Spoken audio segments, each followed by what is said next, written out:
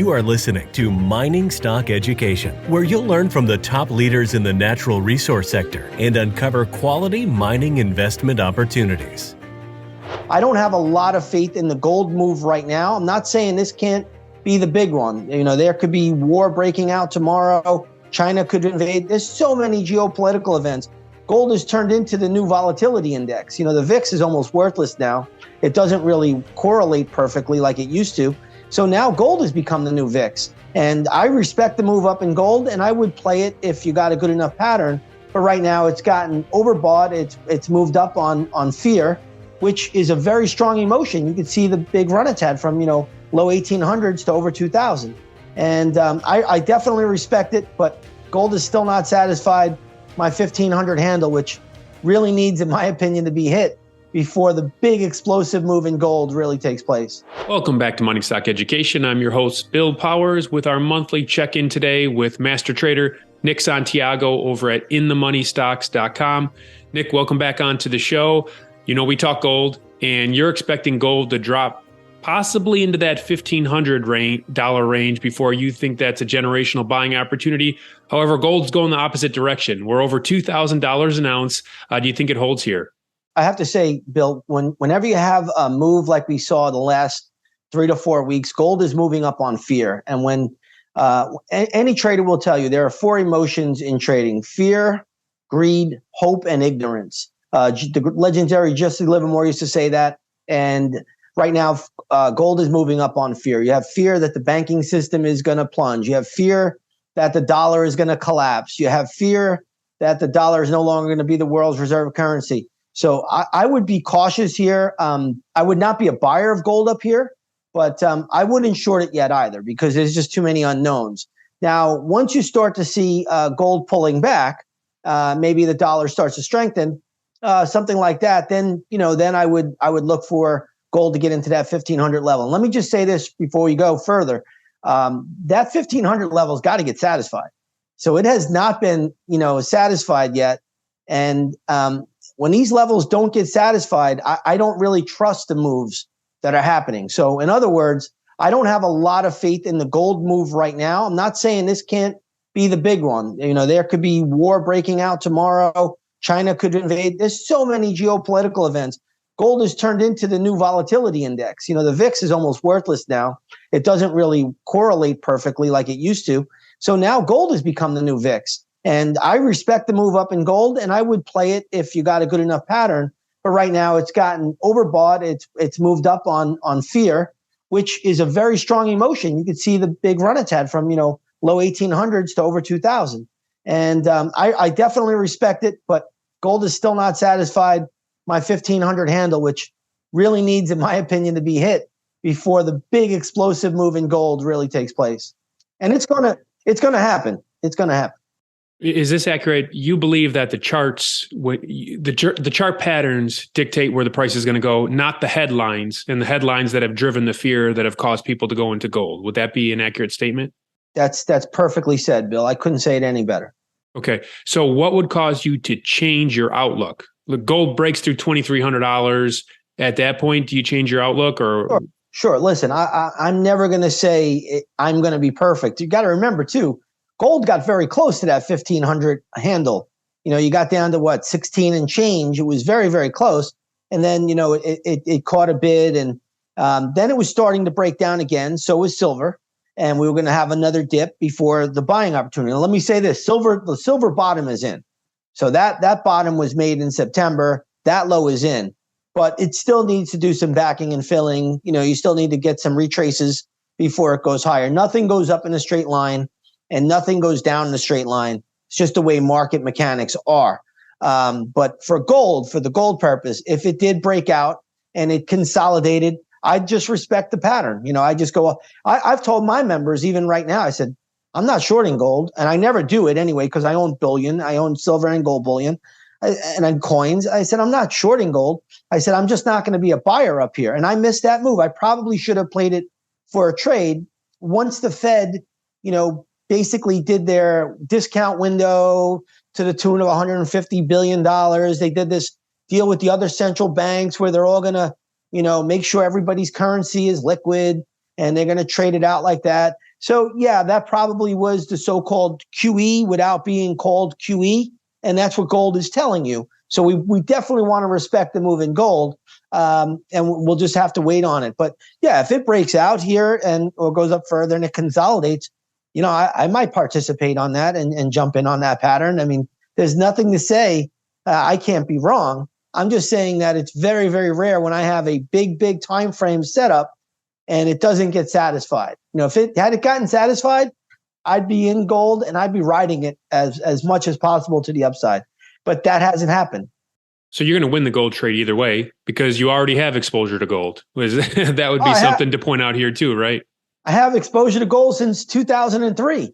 I've never sold a single coin, and I have exposure to silver as well. And we just bought silver at, in September at under $17.50 an ounce. So, how can you really go wrong? And, I keep a little token silver right here on my desk. There she is. There's a 10-ounce bar, so I keep a little reminder.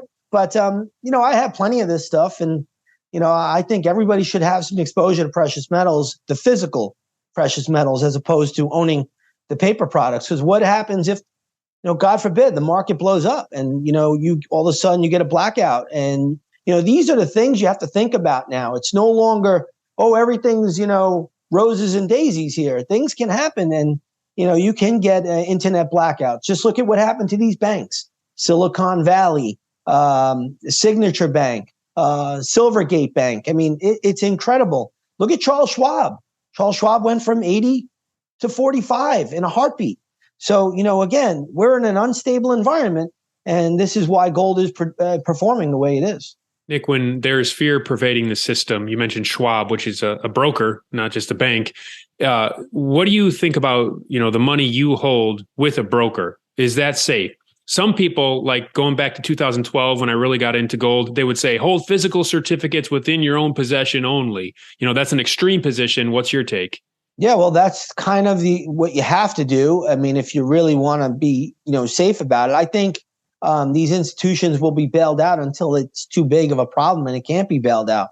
You have to be very careful. All you got is FDIC and SIPC protecting you there. And quite frankly, though, if the system goes and it's going to go, that where we've crossed the Rubicon already, what do you have? Maybe 10 years left of this. I mean, it's so outlandish at this stage of the game, the debt and all the antics that are pulled. But, you just have to be careful. I mean, that's why I tell everybody just have precious metals, have something, have a little garden in your backyard in case you need that too.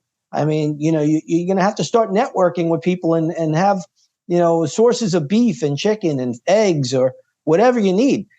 This is crazy. This is a crazy time. And I probably sound like a nut job even talking like this, because if you turn on, CNBC or Bloomberg, they're going to tell you everything is fine.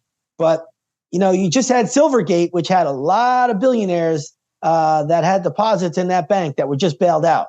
Now, are they going to do the same thing for the little mom and pop that have, their little savings bank down the road in, Kentucky? I don't think so. That was Silicon Valley. There were a lot of major Fortune 500 companies that had capital there. And, those guys, the depositors, got bailed out. So we are no longer living in a capitalist society. It's become, very, very more a socialist society. And, you're going to have to really, be cautious of your money while it's still worth something. I don't know how long that lasts. Nick, the USD had an analyst on the show recently. He said if it breaks 90, down she goes. Would you agree with that analysis? Not necessarily. I mean, you're talking about the dollar. Mm-hmm. So, yes. If you look at the Dixie right now, we still got a lot of support around 100. Now, any break below 90, I would have to see how that break was made to make a determination like that. For me, we're still showing a lot of support around 100. A lot of people are counting the dollar out already because you have other countries now starting to team up together and trade in, Chinese yuan or in another currency. But the dollar is still the world's reserve currency, and it probably will be that way, in my opinion, for at least 2 to 3 more years. But I do see, and we've talked about it on prior shows, that yes, it is coming to an end. And, Whether it's intentional or not, I can't say. But, you can see that the fabric is starting to break apart. But I still think you have time before that actually happens. You mentioned the bottom for silver is in. We're at $25 today per ounce. If someone wants to get into silver, what retrace levels are you looking at? Well, I was honestly hoping we were going to see a retrace down to 18. But I'm not so sure about that now that we've had this big explosive move along with gold. So now I would watch for pattern. If you can consolidate for a bit here, then, it would take a bit of consolidation, though, a while. Or else you'd have a nice retrace. I'm not sure the exact level because I got to see how the pattern forms first. But, if you're longer term, own silver at any cost here, because it's going well above 30 into the mid 30s easily. And then, if you could get that retrace, I'd say anywhere around 19 to 18. I mean, it's a gift. They're putting it on a silver platter for you, basically. Take all you can at that point. You mentioned the VIX is becoming useless. Are you looking to trade that at all, or are you avoiding that? No, I've avoided it for almost a year and a half now. I have not done a single volatility trade. You got this ODTE now. I mean, there's so many things out there affecting the VIX. It just has not been, they've crushed it. Whatever they've done to it, whatever manipulation they've done to the VIX, it's just not really useful right now. So, there's so many other things to trade. You just kind of leave that alone for the time being. What's the best summer trade you're engaged in right now? Well, I've got a trade on right now in natural gas, which I had one on recently. That was a big winner for me. I made 20% in total, 9% on the first half, over 32% on the second half for a swing trade. That's a really good. Is that percentage. Calls on UNG? No, that was just owning UNG. I just owned it. I didn't even have, and I do have options now on UNG as well. And I'm back in owning nat gas here as well. I'm a little bit underwater on it, but nothing bad. But if the pattern on nat gas plays out like I think it is, where you have a big bottoming tail in February, a retrace of that bottoming tail, nat gas could be off to the races here. So, everybody loved it at 10. Nobody loves it at 2. It's still baffling to me how that works, but I love it here at this level. And what are your best and worst trades of the last 30 days since we last chatted? Let me see. I don't know, man. My best trades, I've got a few good ones here. It's been a very choppy market, so I haven't had a lot of losses yet. That's a good thing. But I'm in a KB home trade, which is my worst, and that's an option, a put option. And I had chances to take money, but I was looking for more of a fall, and that has defied gravity. So that's probably my worst trade. KB home. I'm down on that option probably like 70-80% right now. Best trade obviously was nat gas swing, but I also had several nat gas companies. I had Antero Resources at EQT. I had them also as swings and as call options. So they paid off pretty handsomely. And yesterday we got some news that Pioneer Natural Resources may be getting bought out by ExxonMobil. So you could see the writing on the wall now that these natural gas players are going to get swallowed up. So I'm bullish to natural gas stocks right now as well. And what about grains? Had an analyst on the show. He's bullish grains. Do you see the similar thing in the charts? So, I track grains a little bit, more particularly wheat. And wheat's got a little bit lower to go first. If you're looking at the WEAT, which is the ETF for wheat, that got to go down to around 6 or a Pierce of 6. Slight Pierce of 6, load up there. I would be very bullish at that level, which is not very far away. So we're getting there, but you got a little lower to go. And then I would say, yes, I'd be very bullish on the grains, in particular wheat. Last commodity, oil. I know you're expecting it maybe to go down to that $55 range. It's at 80, had a nice run. What do you see in the near term? Yeah, I mean, that still is the magic number. If it gets there, I mean, I would just load up. I would just, be as bullish as I've ever been, as bullish as I'd be in gold if it could get down to that $50 handle. We just had news that OPEC cut production by 1.15 million barrels a day, OPEC plus. So, what does that do? It caused a spike, but there's a lot of resistance, a lot of overhead resistance for oil right now. But if the dollar dips, that changes things because oil's traded in dollars. And if the dollar falls, that, usually puts a little bit of support underneath crude oil. So, we're going to have to watch the charts on that one as well. But nothing has changed my $50 level. And it's going to take a while to get there.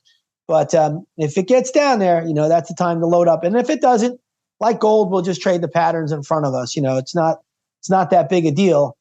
Sometimes, you almost get cursed when you give these bottom calls so much, right? Everybody's anticipating or waiting for them because so many have played out and worked out. I understand, everybody's anxious for it to happen, but sometimes these things take time, and I'm not a geopolitical forecaster. I'm not somebody that can tell you what the catalyst is going to be. I never know. It's like a movie script. You don't know the plots and the twists that are going to take place, but I know charts pretty well, and I know how to read solid support and solid resistance when it occurs.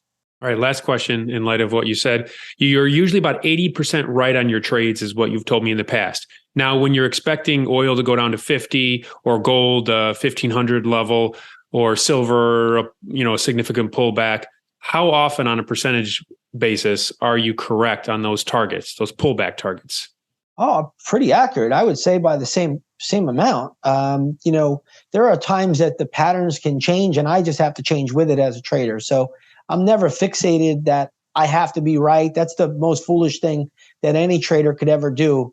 This is a humbling business. And I'll be the first to tell you, in my younger career, I went broke 3 times, and my mother used to say, hey, go get a union job like your brother, but I was, just too stupid to quit. I just wouldn't quit. So, I'm stubborn in that regard, but I'm not stubborn enough to say, hey, price can't change or pattern can't change.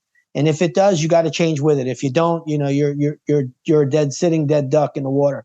So, you have to change with it if it happens. And that's the best way I could put it. This business, we never know what the market's going to throw at us. We just try to anticipate. An old trading buddy of mine used to say, Nick, we got to anticipate the anticipators. And that's what we try to do as best we can. And, we use all different tools, cycles, mathematics, pattern, volume. There are all different array of tools that you put in your tool belt, and you just try to use them as best you can. If you like the thoughts and the insights you've heard here today and want to learn more about Nick's trading method and the service that he offers, go over to InTheMoneyStocks.com. Nick, as always, thanks for joining me on the monthly check-in. It was great to be here, Bill. Thank you for having me.